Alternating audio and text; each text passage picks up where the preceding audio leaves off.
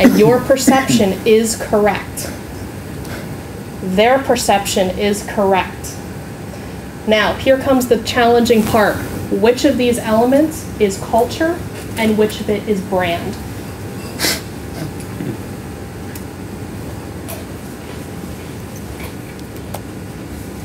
Here are definitions that I use to explain culture and brand. The underlying fact behind culture and brand is it is a perception. Your perception of a company, a product, a service, whatever the case may be, of a manager. It's your perception. The question is the perception coming from internal, from inside your organization, or is it coming from an external source? Is it coming from the market? That is the biggest difference between culture and brand. They both rely on perception. And regardless of what perception you think you have about your organization, hate to break it to you, but your perception doesn't mean much. It's your employees and the people that are talking about your company. You can stand in front of any audience as much as you want and say what you think is happening. There's a difference between what you think is happening versus what the people who are really talking about your company, your product, your service, what they think about your company. Again, it's all about perception.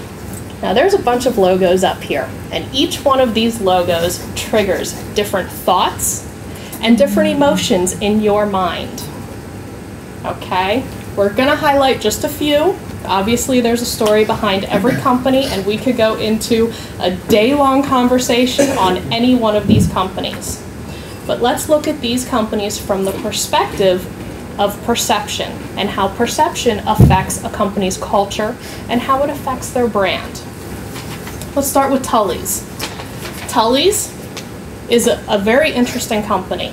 There's that subtle rivalry between whether it's Starbucks or Tully's. My personal preference is Tully's. I think their coffee's better. However, when you look at the culture of their organization, they have never turned profit. Their business model relies on, we are going to open a store within 1 block of a Starbucks. That's their goal. There's nothing wrong with that. They're not the only company, by the way. Yes, they're not the only company. The other thing with their culture is they have a hard time keeping senior leadership. A common myth that you hear about culture is you have to have senior leadership buy-in. Yes, that is true. But the fact that Tully's cannot keep senior leadership means it doesn't matter if senior leadership buys into a cultural change. It's about the execution. It's about the communication from senior leadership all the way down. Tully's is lacking that. Okay? So let's move on.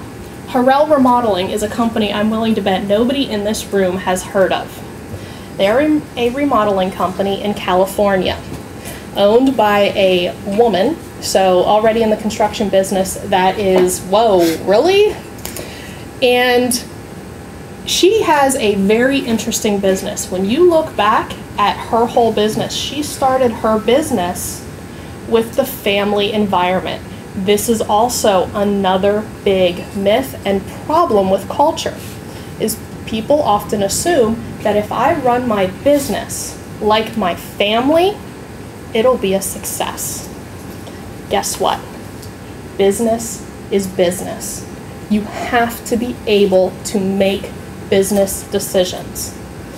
She got into the problem of she couldn't make business decisions because her employees were her family.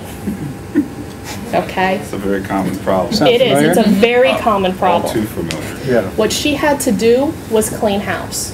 She had to let everybody go and hire new. And when she hired new, she purposely brought people with diverse backgrounds. She didn't want people working for her company that only had construction experience. She now has an amazing company and an even more amazing brand. And she didn't kill her family. And she didn't kill her family. I was worried. That's what happens in Iowa.